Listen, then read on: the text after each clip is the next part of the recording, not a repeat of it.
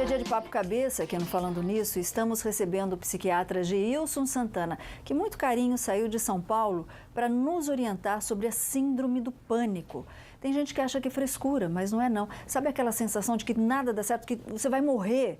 Pode ser a síndrome do pânico. Ele está aqui para orientar quais os sinais e os tratamentos. Antes, Luquinha, desse toque incrível aí, mandar um beijo para Lavrinhas, que está aqui ligadíssimo, Marcão, para Roseira Velha, que está aqui ligadíssimo também, e para o Rui. A gente vai passear de barco com o Rui, é isso? É, o Rui de Natividade está convidando a gente para passear de barco.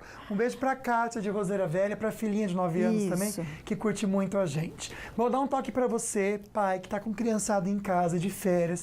O Vale Sul Shopping tem muita diversão com Wi-Fi Ralph, evento oficial do novo filme da Disney, que, aliás, está concorrendo ao Oscar de tão incrível, que é o filme, né? Atividades para pequenos de 4 a 12 anos, além da área Baby de 0 a 3 anos. Lembrando que é de graça, na faixa, e fica na praça de eventos do Vale Sul Shopping até o dia 17 de fevereiro, só. Então, eu quero aproveitar para convidar você também para assistir esse filme incrível, que está todo mundo gostando, o Wi-Fi Ralph, que está em cartaz aqui no Plex Vale Sul Shopping. Incrível, vale a pena você assistir, e é para a família toda, não é só para criança não, é para adultos também. Só. Exatamente. Bom, tá cheio de perguntinha aqui, mas vamos conferir primeiro a pergunta da Najara, que é de Guaratinguetá. Vamos conferir. Oi, eu sou a Najara, sou de Guaratinguetá, e o meu medo, o meu pânico é de ficar no escuro e de, ficar sozinha. Esses são os meus pânicos. Eu sinto até falta de ar. Beijo. E aí, doutor? Então, pelo que ela descreve, muito provavelmente é um quadro de fobia. Uma fobia de escuro, fobia de lugar fechado. E a fobia pode cursar, sim, com ataques de pânico. Às vezes a pessoa tem tanto medo que se encontra naquela situação e acha que não consegue fugir, que aquilo toma uma proporção tão grande que chega a ter um mal-estar físico muito intenso. E para fobia tem um tratamento, então? Para fobia tem tratamento. Tanto para fobia quanto para transtorno de pânico, esses quadros todos a gente consegue tratar. Só que o elemento central para o tratamento desses quadros é o enfrentamento. A pessoa tem que enfrentar seus medos. Perfeito. Tem uma pergunta de Taubaté também que eu quero saber se é algum tipo de fobia, doutor. Essa querida quer saber, porque quando ela está quase dormindo, ela sempre se assusta no momento de dormir e ela tem muito medo de morrer. E isso acaba incomodando. Ela é de Taubaté, em São Paulo, pediu para não divulgar o nome. Então, algumas pessoas, nesse momento de transição de uma fase mais de vigília para uma fase mais superficial do sono, acaba tendo uma ativação do sistema nervoso simpático, que é basicamente a causa dessa reação de sobressalto. Então, causa uma sensação de medo, uma sensação até de mal-estar físico, coração disparado, falta de ar. Mas ela é uma coisa que ela não deveria valorizar tanto, porque é uma reação fisiológica, a maioria das pessoas tem, só que elas não valorizam. E simplesmente, depois de um tempo, elas não sentem mais esse tipo de reação física. Só que se a gente valoriza, a gente começa a achar que tem alguma coisa de muito errada acontecendo com a gente, e nossos pensamentos a gente sabe como é que é. Se tudo, coisas pequenas, se transformam em catástrofes, e a gente passa a ter medo de ter medo. Então cronifica essa situação. E aí é uma bola de neve, né? É o caso da Aline. A Aline, que é de São Paulo, ela está aqui, ela fala: tenho medo de sentir medo, de desespero, sensação de desmaio, medo de ficar sozinho. Ela está tratando do pânico. Agora a Denise, que é de Blumenau, ela mandou nossos sentimentos, viu, Denise?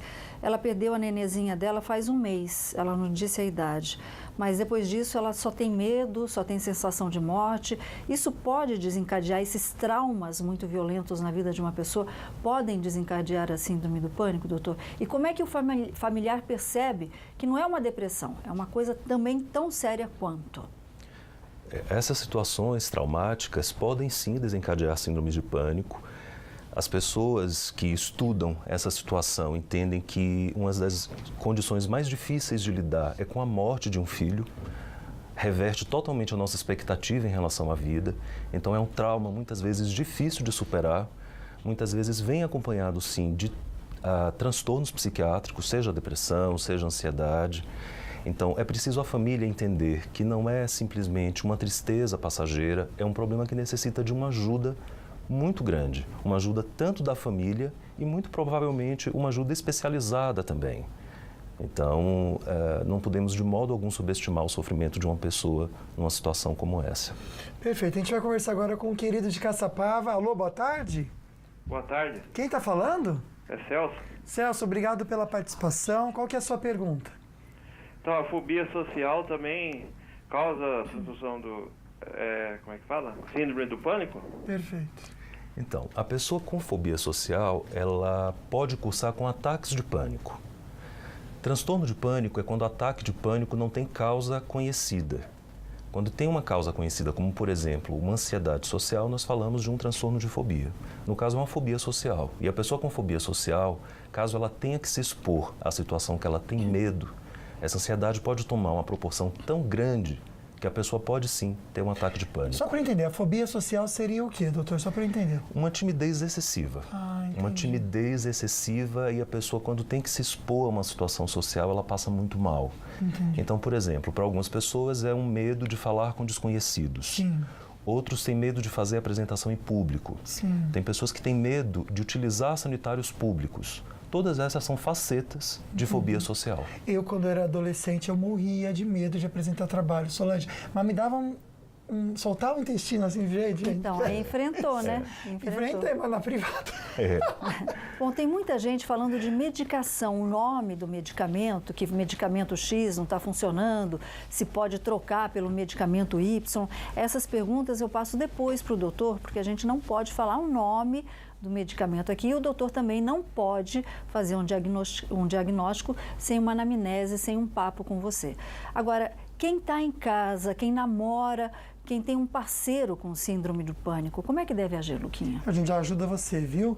Bom, continuam desaparecidos 2 brasileiros que escalavam na Patagônia, na Argentina. Só Fabrício Amaral e Leandro Ionota foram vistos por outros alpinistas pela última vez na sexta-feira passada, dia 18, depois de escalarem o Monte Fitzroy, na região fria da Patagônia, divisa da Argentina com o Chile, e desde então não tem mais notícias. Que Deus também provoque outro milagre, como a gente está esperando esse milagre do menino da Espanha, né? Amanhã a gente Verdade, vem né? com Só o notícia. 10º dia já, né? 10º dia. Todos na torcida aí.